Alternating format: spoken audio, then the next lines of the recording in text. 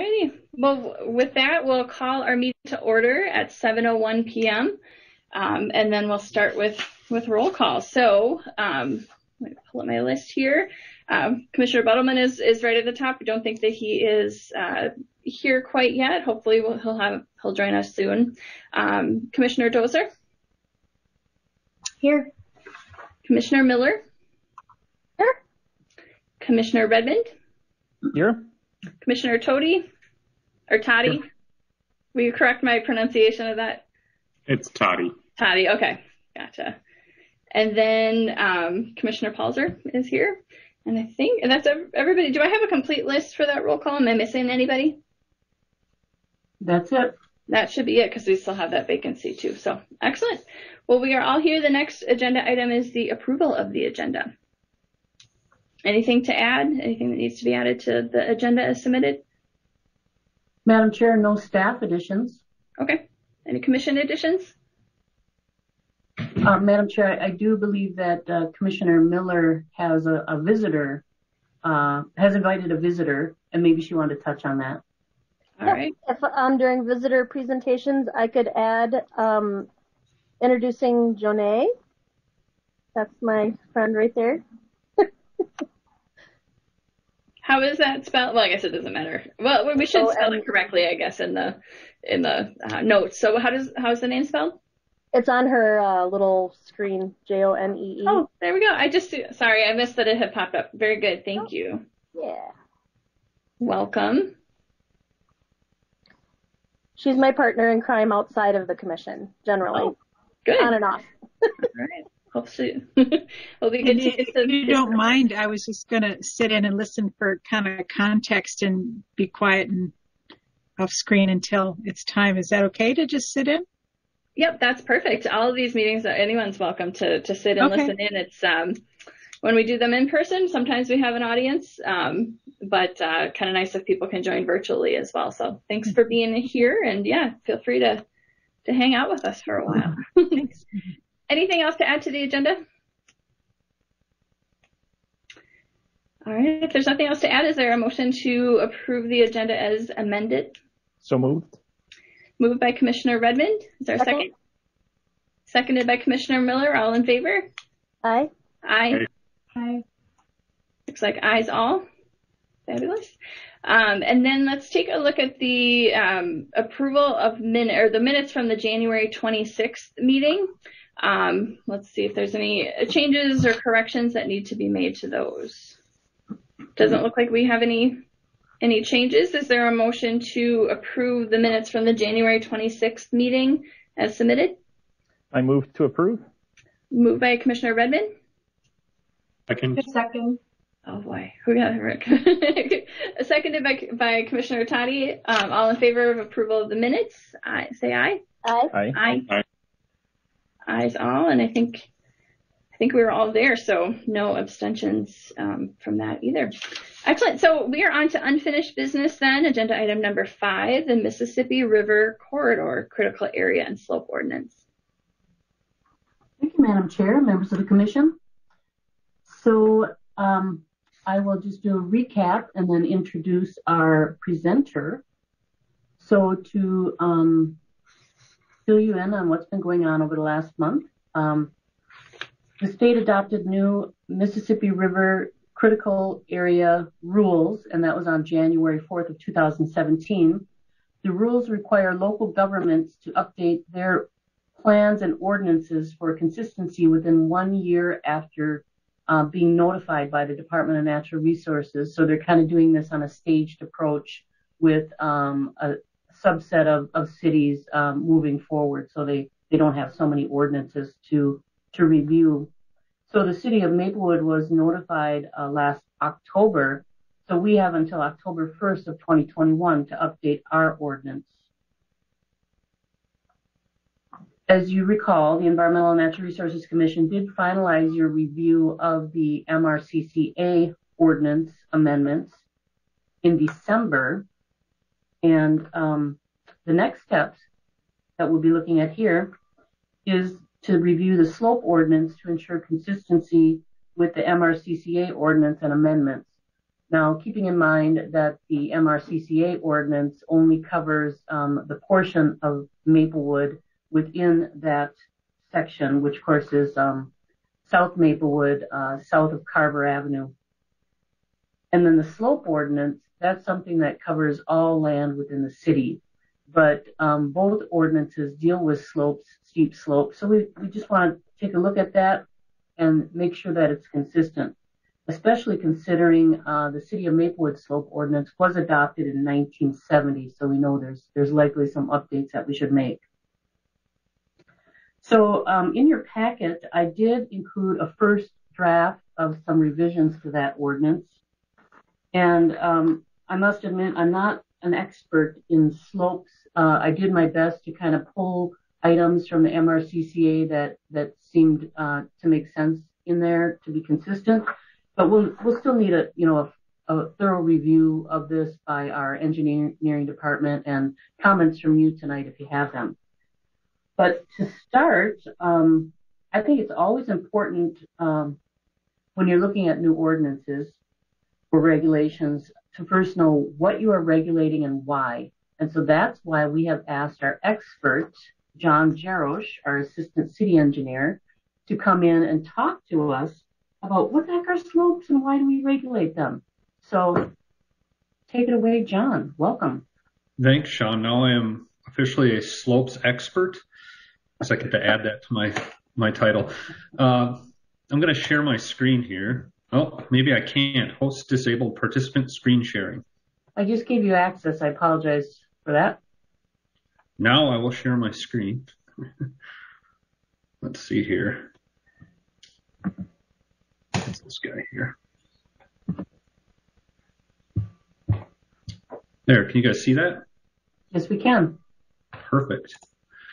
All right, so like Sean said, my name is John Jarosz. I'm the assistant city engineer here at the City of Maplewood, and I'm here tonight to talk to you about the thrilling topic of slopes. So to start, let's just talk about some basics of slopes. We'll go back to high school math here.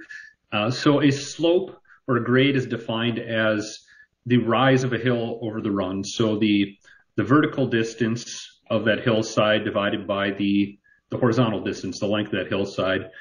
And then we multiply that by 100 to get it into a percentage. So for this example, for the diagram shown on the screen, that hillside has a rise of 10 feet, a run of 100 feet.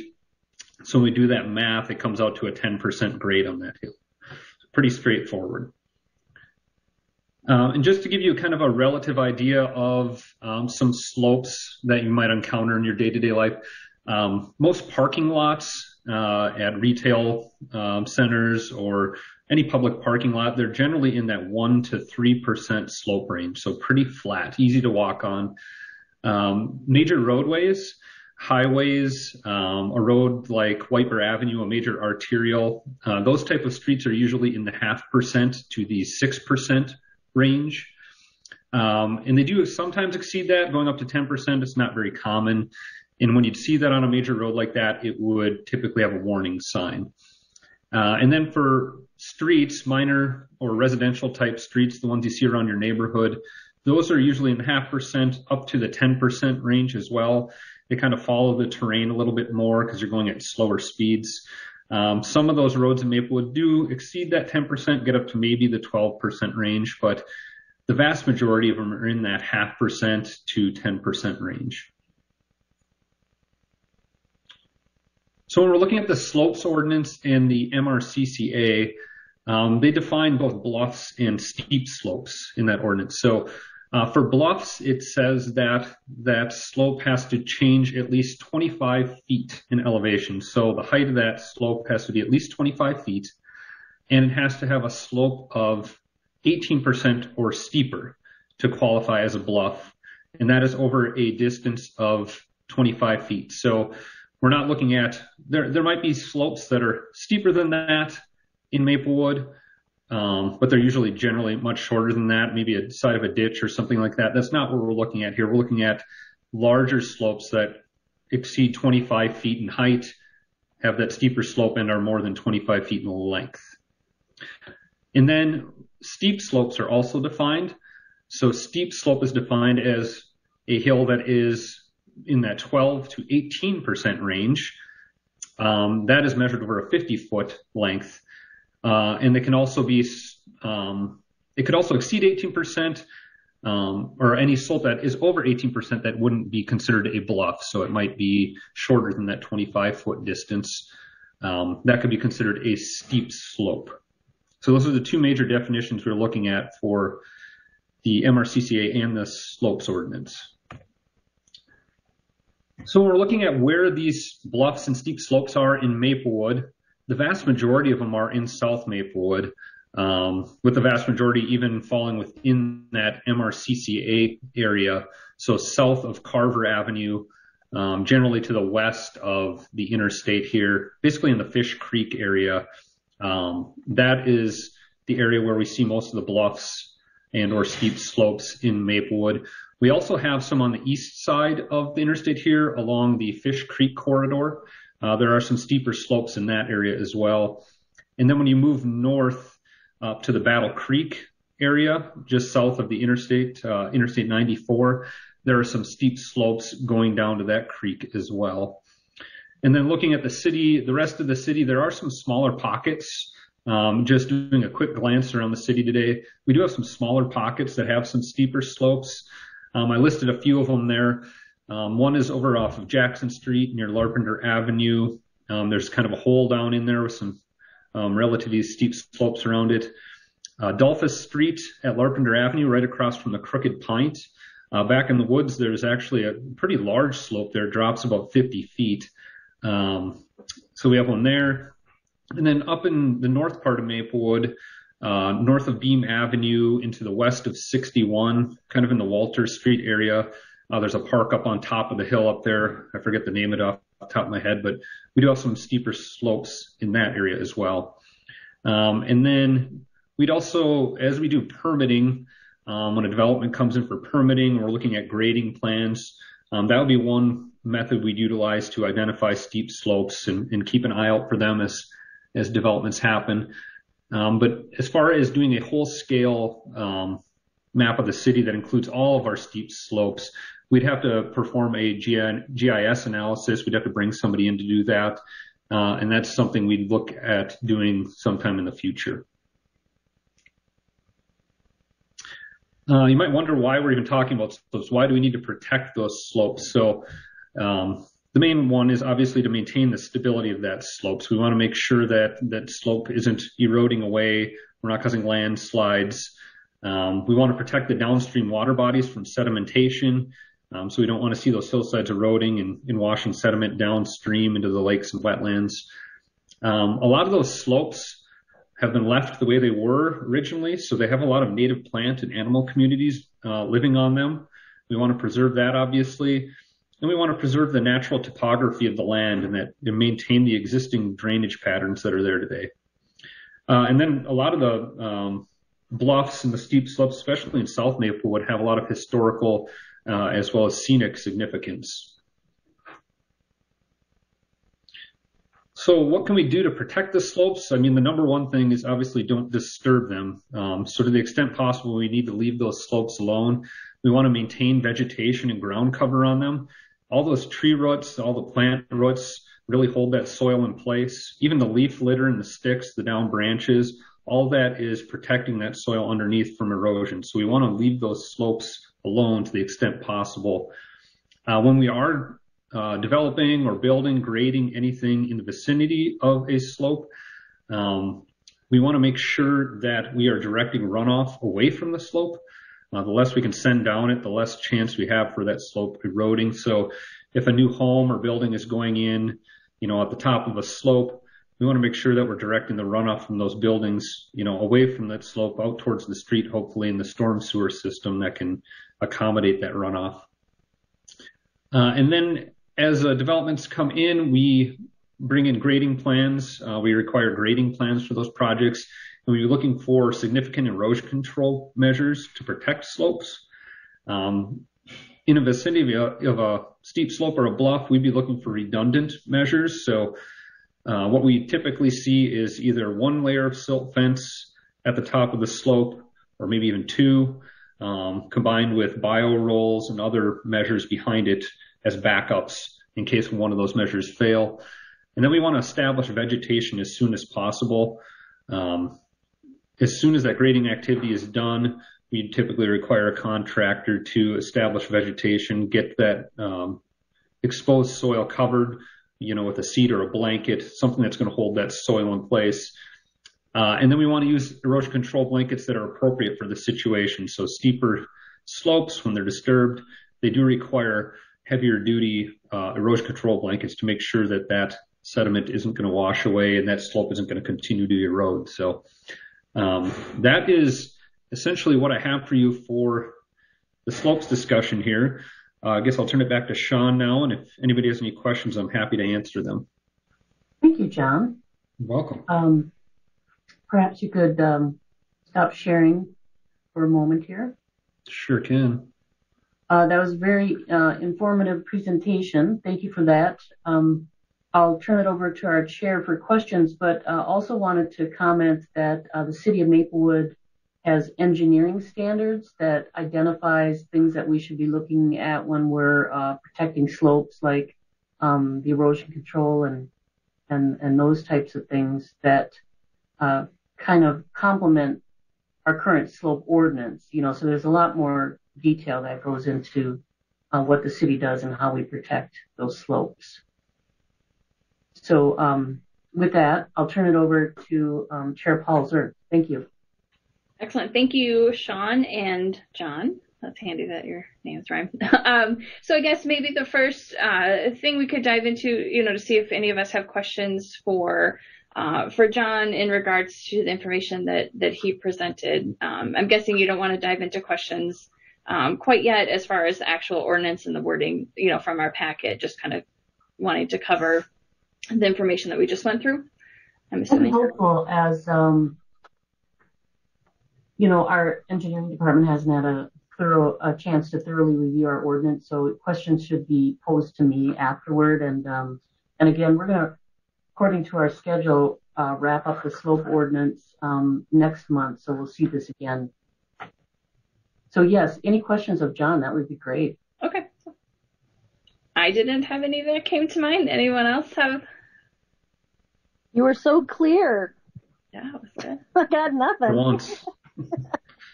Well, you are the expert as deemed by Sean. Yep. And now you've demonstrated to the rest of us as well. So, no, it was I'm working with middle school kids all day on their learning slope right now, so you're invited. All righty. So we don't have any questions for you quite yet, but if there's stuff that pops up, sounds like we can go through Sean to ask those and get some clarifications, and we'll be revisiting this as well. So with that being said, then Sean, I think, kind of from the packet that we were sent, there's some of the wording corrections that are made. Should we get into those next? Sure. That'd be helpful. If you had an opportunity to review that draft code and have any comments for me, I'll if I can't answer them now, I'll make sure and make a note so we can wrap it all up next month. Okay.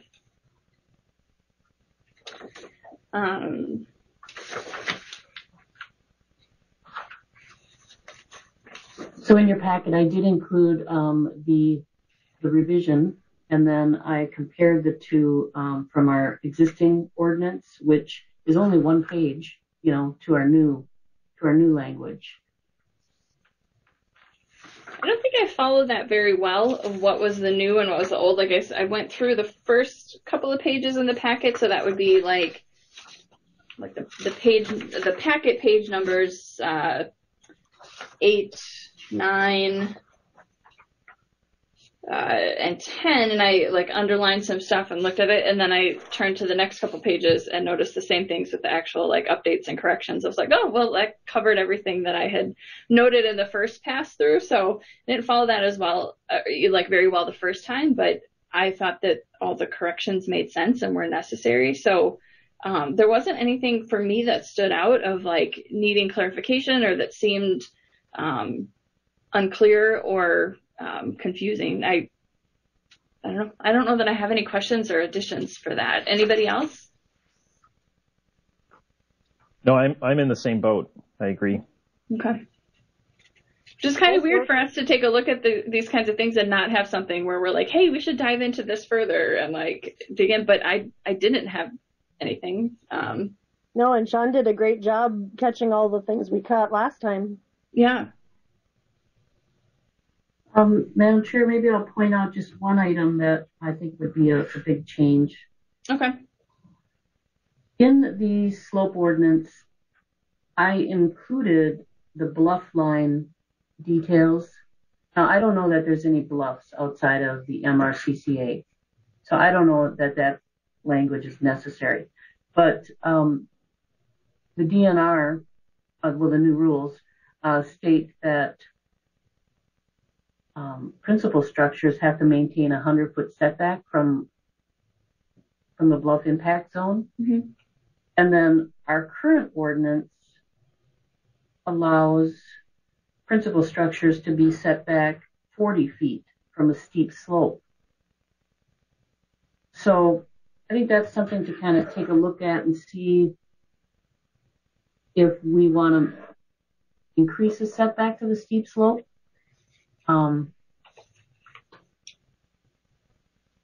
Most of the houses that are built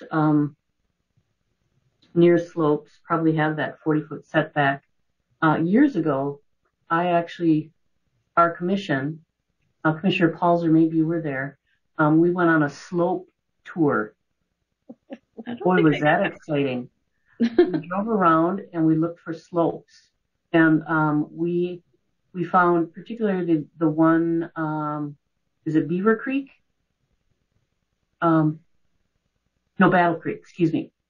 So there's all those houses that are built adjacent the creek there, and that's a pretty steep slope. And I think all those houses are about 40-foot setback.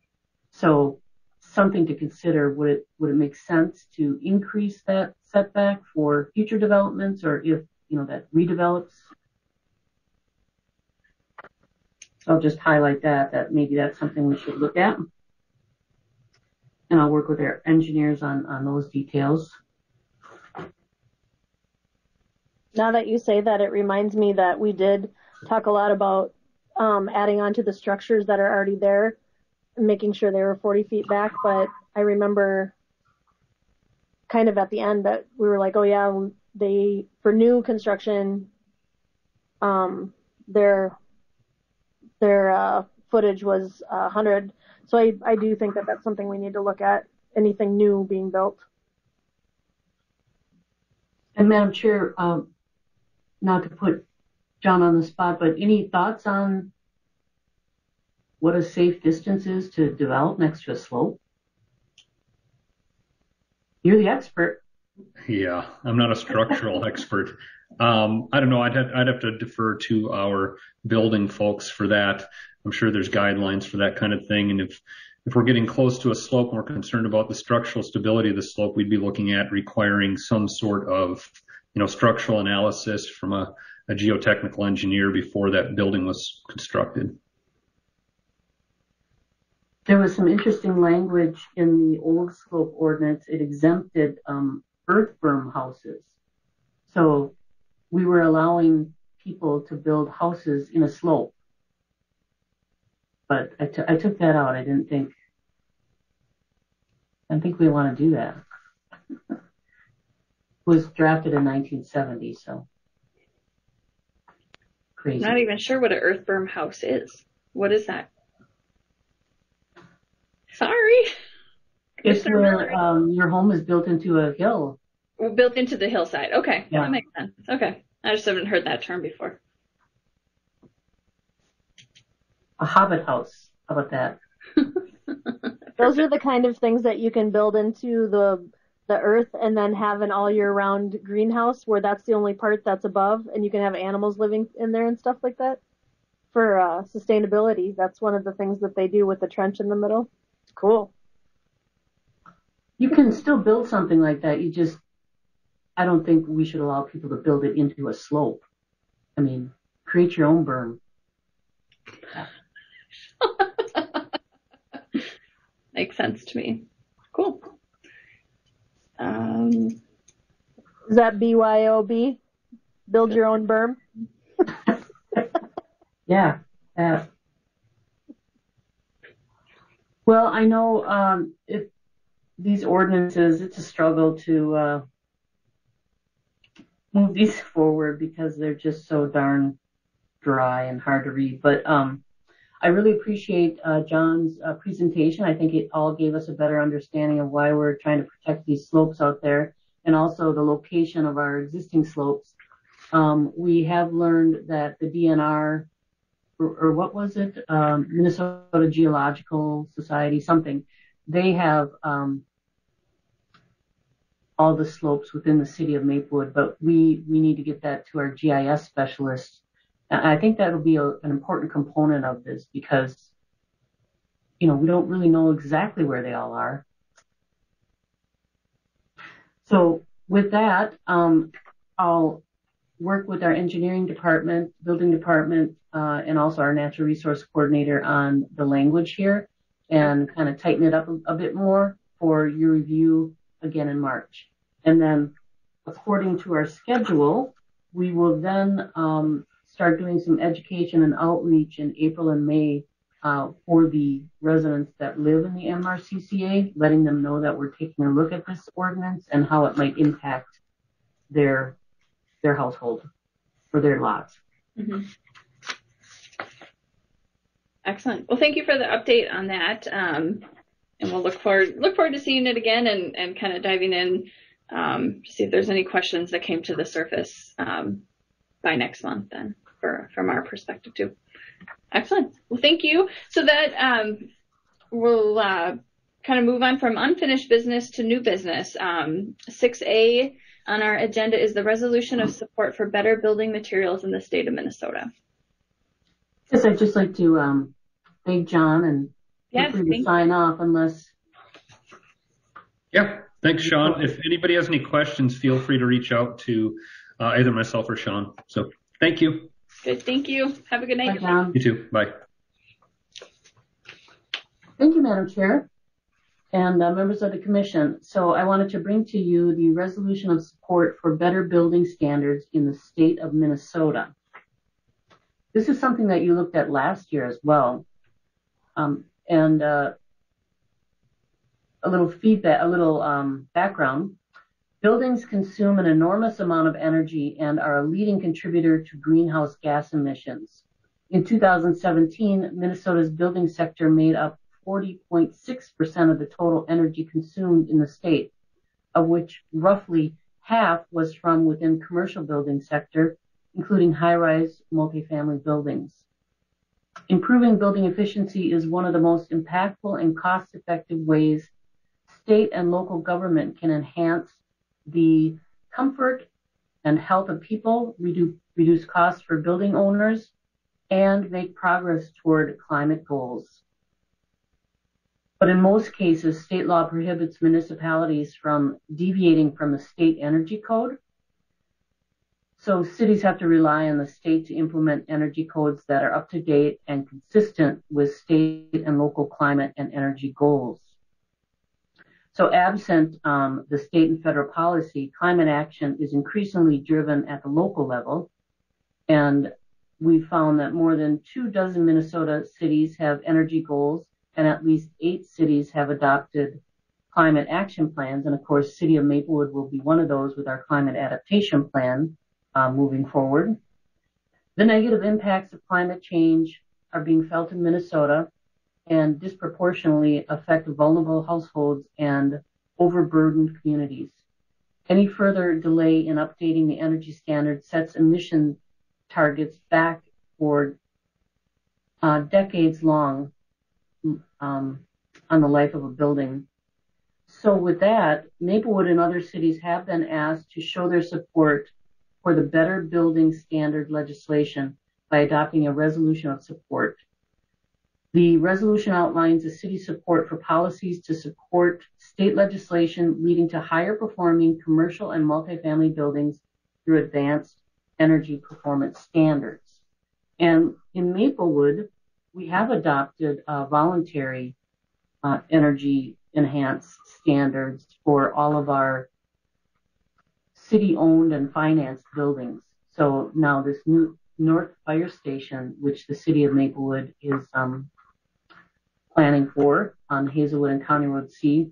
That building will be built to higher energy standards because Maplewood has adopted that code for our use. But we can't require that commercial buildings and multifamily buildings build under that code. But with this legislation, it would create kind of a standardized code that cities could voluntarily adopt and implement. And so that's something that our partners are trying to move forward in the legislation, including the Center for Energy and Environment, Fresh Energy, Great Plains Institute. So they've asked for our support once again so they can move that forward with the legislation. So with that, tonight we're asking for a resolution of support for that better building standards in the state of Minnesota. Thank you. Fantastic. Thanks for walking through that and explaining it. It was kind of funny going through this. It seems to me that's a no-brainer. I don't know. As far as discussion, we'd definitely be happy to discuss and talk about this a little bit further. But to me, it seemed like, yes, we want to support this and support our partners that are trying to get this through at the state level. So that's kind of my first reaction to it. Any other commissioners have anything to add to that? Agreed. Okay. Commissioner Miller, thanks.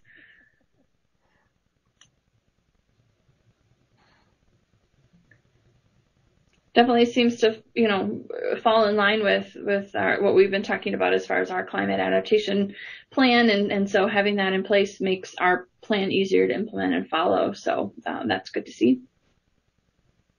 We did bring this forward last year to the legislature, but it failed during some committee hearings. So we'll see if they can advance it this year. I actually believe that it's sort of our it's our kind of our duty to support this, since it's sort of our area of expertise in the helping meet the goals in the comprehensive plan. Mm-hmm. I agree. I think that's something we need to support. I'm sorry, I'm lacking and I keep blurring out, so I'm sorry if I'm talking over anybody or not hearing everything. You're okay. I haven't seen you blur out. We haven't dropped you yet, so all good. All good from what I can see. Thanks for sharing that. I agree. Any other comments from commissioners? Commissioner Redmond? I have a question, Sean. Do you know? I'm not seeing their original iteration of this a couple of years ago. They were talking about using B3 as the sort of the option that a city could adopt. Do you know if that's still the case, or are they? Is this legislation worded in such a way that communities would have flexibility as to what code or system they adopt? I don't know that answer offhand, except to say in here somewhere it talks about it's performance-based. And I think what they're proposing would be a standardized ordinance, something that all cities then would adopt. So you wouldn't vary from it from city to city. But I'll have to get more details on that. Last year, the city of Maplewood participated in this Better Building Standards workshops, and we had a series of workshops with all the cities, and building officials were there, and all sorts of representatives from the energy utilities and things like that. And so it was a little more clear to me a year ago where we kind of left off, and then this kind of came at me out of the blue again, like, hey, remember us? We need your support again. So I kind of lost touch. But yeah. What I'm going to do is look into it and email everyone. That would be great. I mean, conceptually, I'm all on board for this. Of course, this is what I do with my life. But my one concern would be The way it was originally put together, sort of railroading into B3, I think is not the right approach. B3 is a very onerous system. It's great. I mean, it's in depth. It's got it touches on everything. But if our intent is to advance energy efficiency, there are other options available. And in fact, the option that we've been trying to promote as a city, the IGCC, is fully capable of helping us achieve that. All you have to do is link the IGCC with more robust energy goals, and you're there. The other challenge is B3 is not a code. It's a design system. It's not a code. And so that's where I think using IGCC or other approaches can be more a little bit more seamless for a community. So that would be my only concern, is that depending on the specifics of the text, I would want to suggest a tweak potentially, but conceptually I'm totally on board. So.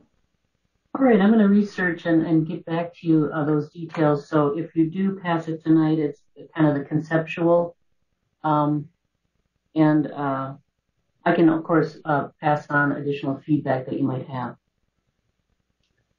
And I see Commissioner Miller has some comments. Hello. I actually think we can maybe ask Jonae when she gets here too. I know she's putting some things in the chat as well that she used to co-lead B3 at the U. If you have some questions on that or SB 2030, that's something that she's worked with a lot, and she also supports it. What we're talking about. Yeah, that's important to bring that up, just because with the way that our meeting is broadcast, I don't believe that the chat is something that's available to those who are just tuning in. So, the comment that came through from her is that as a resident and a business owner, she's in support of this, and has some expertise in this area as well. So, yep. Excuse me. So I'm kind of excited when we get there.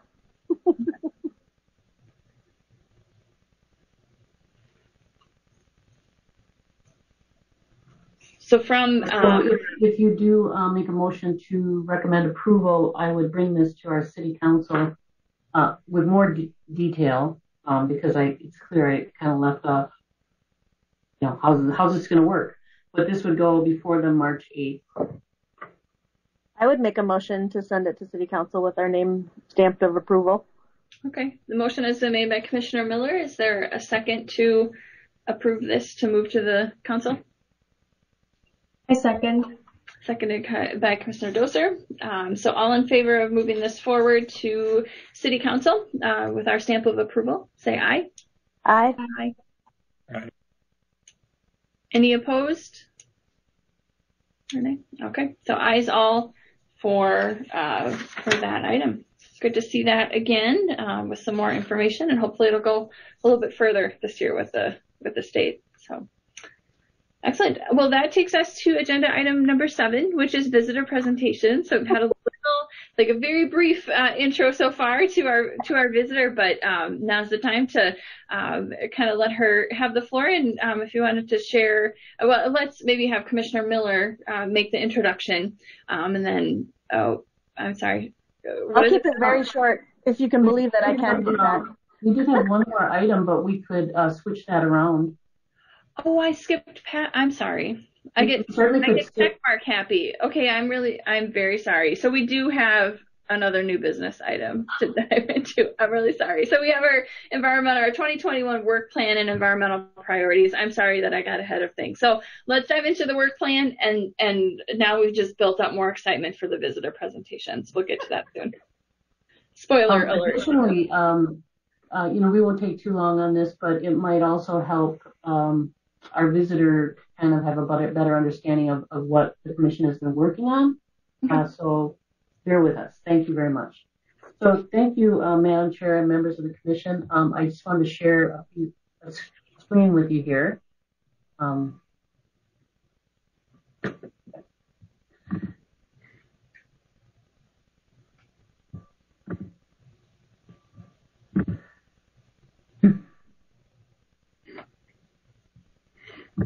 So tonight we'll be talking about the Environmental and Natural Resources Commission work plan and environmental priorities.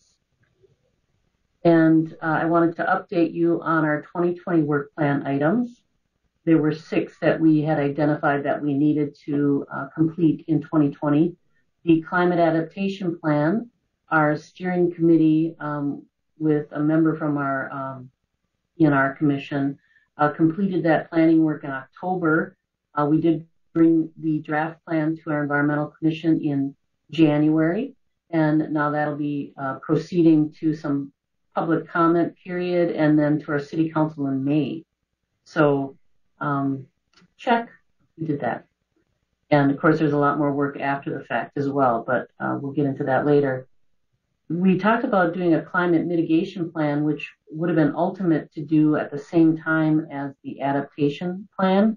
However, that grant only covered the adaptation portion. So it's going to be really important to carry through with that in the coming year. Mississippi River Critical Area Ordinance, of course, that's in progress, and we do have to complete that by September so we can get that to the DNR by October. The Solid Waste Ordinance, we did complete those updates last fall, and the City Council passed the ordinance in November, so all that is in the works now. We were updating based on our new contracts with for recycling and trash, and of course that ordinance was adopted in 2011 initially, so there were some, over the years you have to make some tweaks, but we did complete that last year. The trash and recycling annual review, we get that from our haulers every year, and they presented to us last March, and we'll do so again this March for an update on the 2020 volumes and rates and things like that.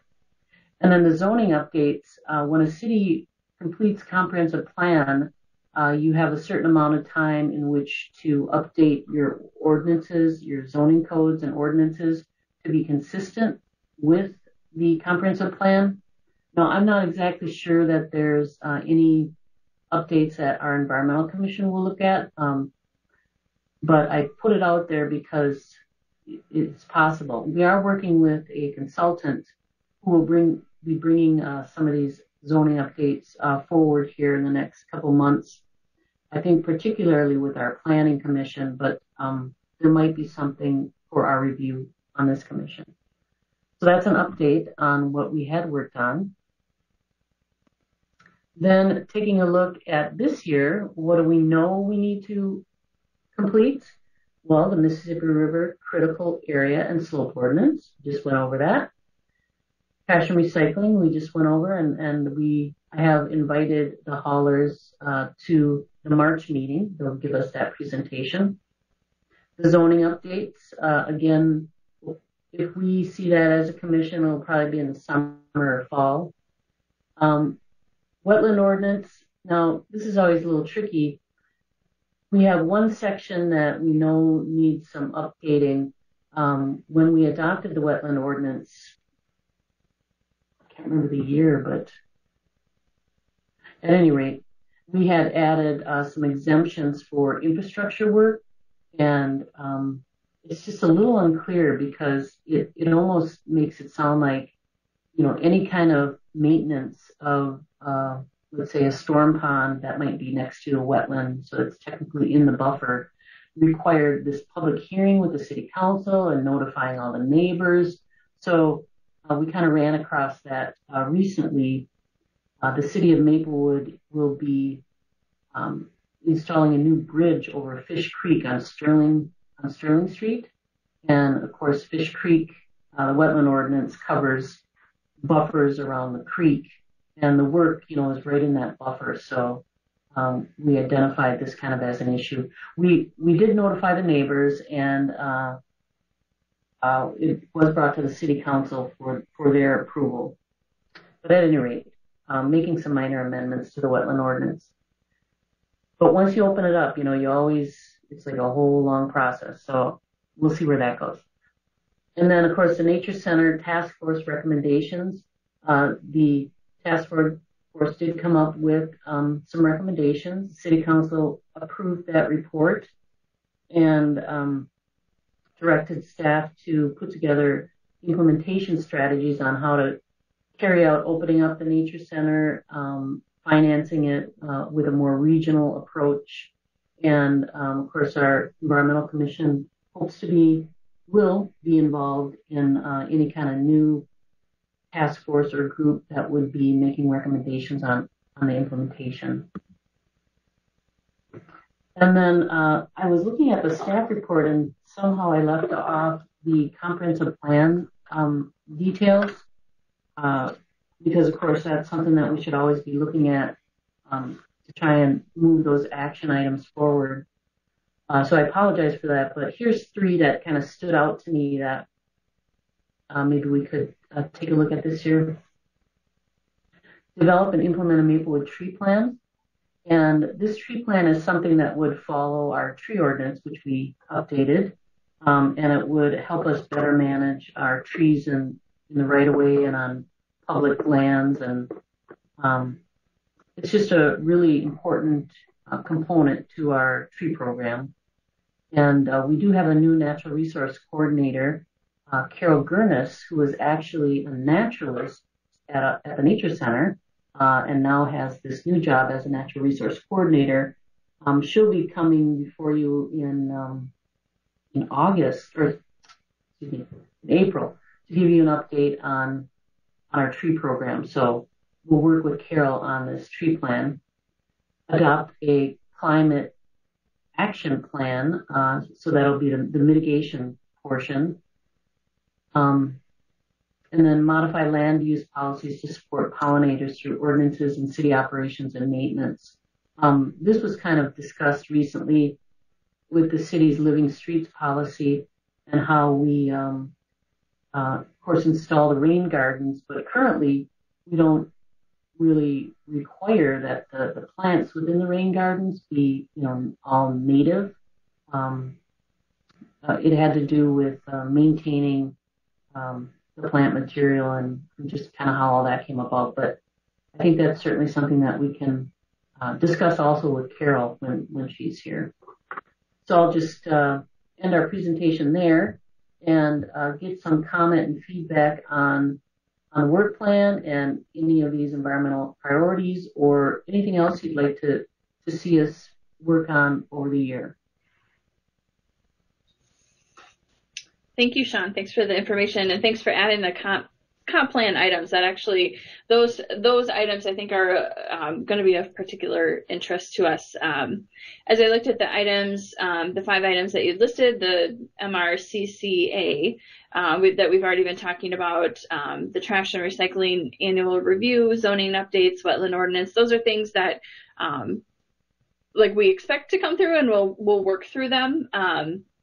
But the comp plan items that you mentioned, I think, are things that we want to dig into a little bit more, and kind of our topics that, we can probably make an impact on kind of how we move forward as a city. So those were good to see, and I think that those are definitely things that we want to work on over the next year. So that's kind of first recommendation, and then the Nature Center Task Force. I'm really curious, the items that we talked about last month, there's some good information, but I didn't feel like that report had a lot of actionable items. So it sounds like the staff have been directed to put in some implementation strategies, but I think that that's going to be challenging. And looking at, as you've got in our packet here, what our commission priorities and kind of the purpose and point really is that environmental education piece. So I think that needs to be a priority for us to support that in any way that we can as a commission. So those are kind of my first thoughts on that work plan, moving forward. I'm curious to hear what other people think. Let's do them all. Let's do it. Let's do all of them. Yeah, I think that they're all things that we can do. I mean, sometimes when we look at our work plan, we do form some subcommittees to tackle these particular items. I guess there's nothing right off the bat that kind of speaks to me as we needed to form a subcommittee at this point. And maybe that's a little bit of the nature of having these virtual meetings. It's kind of hard to get that subcommittee, but I think that they're all things that we just need to do. I'm all for it. I agree, and I think that once we dive into some of these a little bit deeper, that might be the time to make subcommittees for something like this, because it's hard to see when we don't, like you said, when we're not in person, it feels like we're not all in. Yeah, I'd agree with that point. Yeah, as we get in, approach some of these items and we realize that there's maybe some more background information or some more legwork that needs to be done, we can form some of those subcommittees. That makes sense. Our commission in the past has always promoted environmental education. Of course, it's part of your charge within the city, and of course that's difficult to do during COVID. And I include a calendar for your information, and it used to be just chock full of fun stuff to do, and this year it's kind of boring. But, I noticed some question marks on there too, like maybe it will happen. Yeah. Not. So there's a lot of opportunity, or there used to be, to do education and outreach in person. So as we move forward, if you have any ideas on how your commission can participate in environmental education within the city, I'm all ears. We do have a communications department. Joe Sheeran came before you a couple months ago and talked about some opportunities. And you had some great ideas about some maybe educational videos that we could do. It just all kind of takes coordination. So know that that's an opportunity for you, for your commission. Or writing articles for our newsletter. So if you have any fun ideas, let us know, because we'll be there to support you. I have some super fun ideas, more of them. I think our partnership that's coming up with the Garden in a Box stuff is going to help. We can use that as a tool. Sorry, my dog is deciding to get on my lap. Sorry. I've been using it as a tool for education because it comes with curriculum and things like that for growing things and gardening and all of that. And it's a nice way to be able to get into communities that normally are maybe under recognized. And I'm working on one right now with Sean in a Corinne popular community. And I think it's going to be a pretty big deal, and it's going to include lots of entities that will be schools and things like that. So I think that will be helpful. And when we're done, I'm going to use the education as a segue to introduce my friend. So.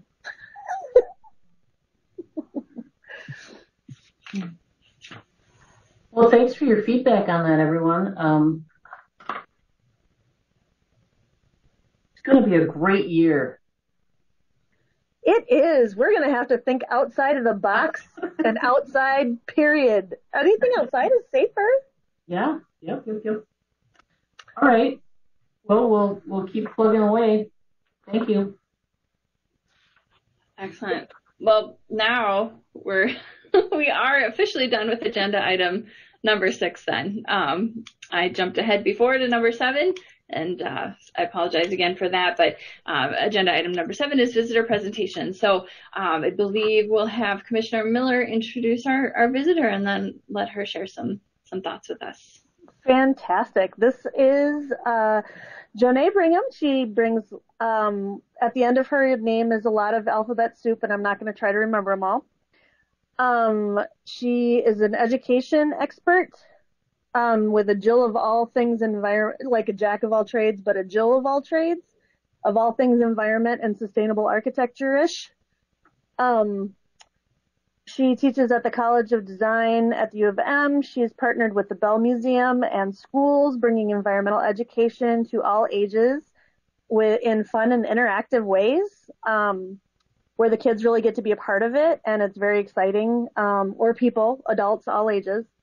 And she also has both her feet into Green Step schools, which I think is something we need to hear about, and I will step back and let her shine.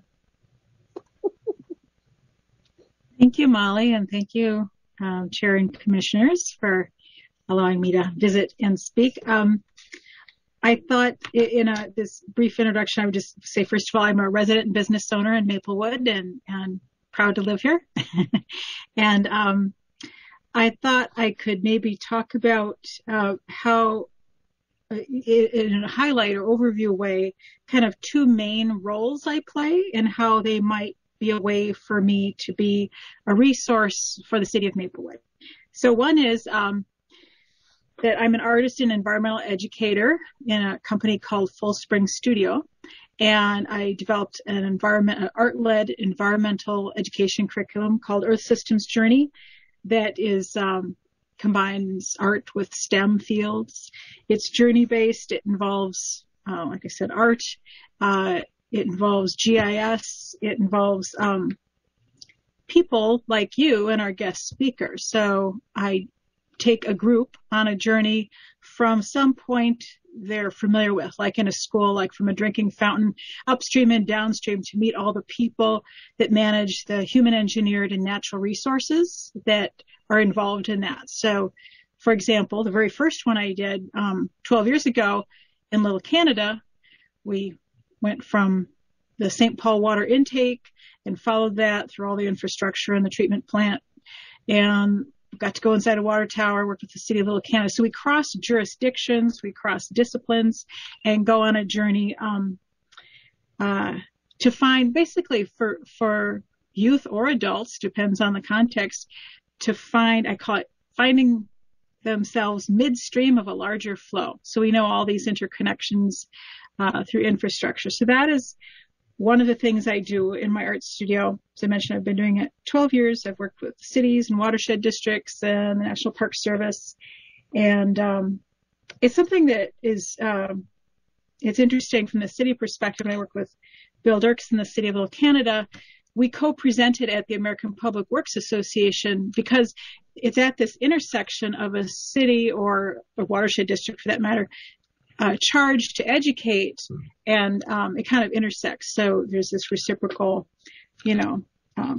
participants meeting experts and getting to know who runs the places they live, and also fulfilling those charges. So that's one role. I'll just see if there's anything I was going to say about that. And I'd be glad to come back at some time or send materials to see if that's a kind of program that's of interest to the city of Maplewood. I consult. I've done it different ways. The other role that I think might be relevant is I'm an architect. I'm a senior research fellow at the University of Minnesota. I've spent most of my career all of my career in sustainable design, a lot of it focusing on guidelines. I was not currently, it sounds like, Ted, you've got B3 covered, but in the past, I was co-editor and co-PI for Minnesota B3 guidelines.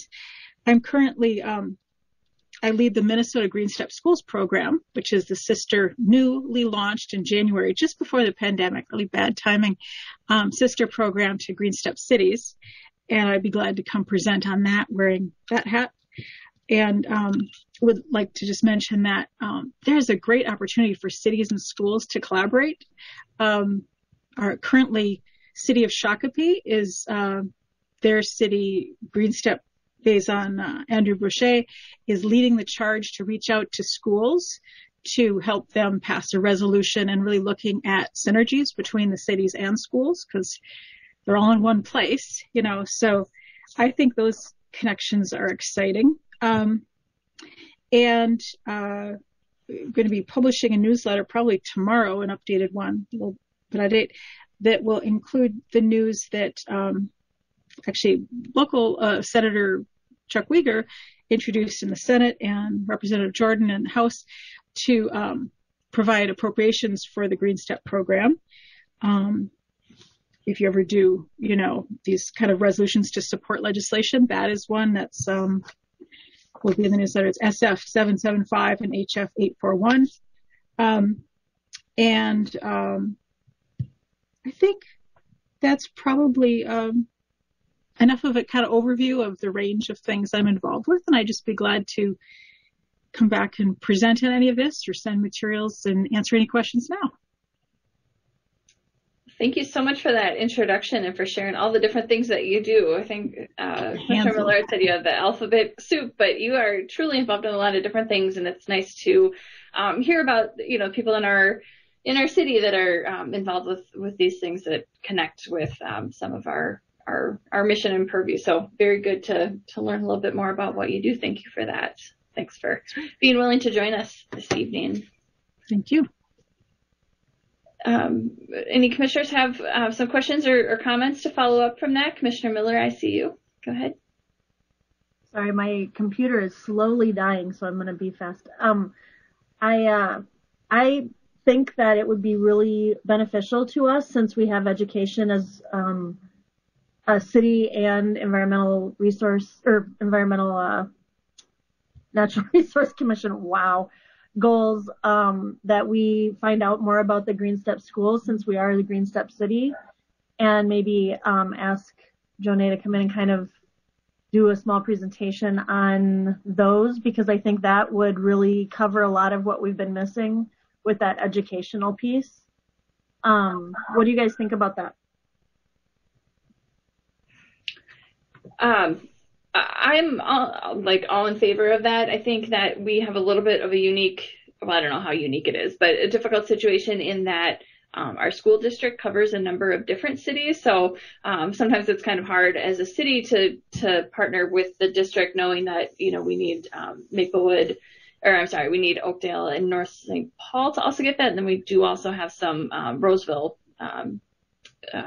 partnerships with our school district. So that's always a little bit tricky, but I think finding out more about it is always worthwhile. And then we can maybe develop some partnerships with the school district, and maybe that can feed in a little bit with some potential nature center offerings. I could see that is a possibility as well. I think it would be really nice to be able to, since nature doesn't go along our city borders, like we were talking before. Yeah. I think it might be nice. It might be a way to kind of partner, and like we do with Met Council, for our neighboring cities as well. That makes sense. I saw Commissioner Redmond. Looks like you had a comment. Yeah, I think it would be a great idea. I think it would be most helpful if we could first coordinate with the school districts to see if we could invite them to a mutual meeting, because I think clearly it would take their initiative to pursue it, and we could be supportive of that. But I think it'd be great to have them there at the beginning. So that's what I would suggest as an approach. First, let's do some outreach to see if we can create an inroad with the schools, and then find somebody to invite in for representing the school. I was going to say, if somebody wants to connect with 622, I am the 623 person for environmental outreach for at least Harambe and Edgerton, and even Rams. So I can do that for 623 to see if maybe we can all come on the same time.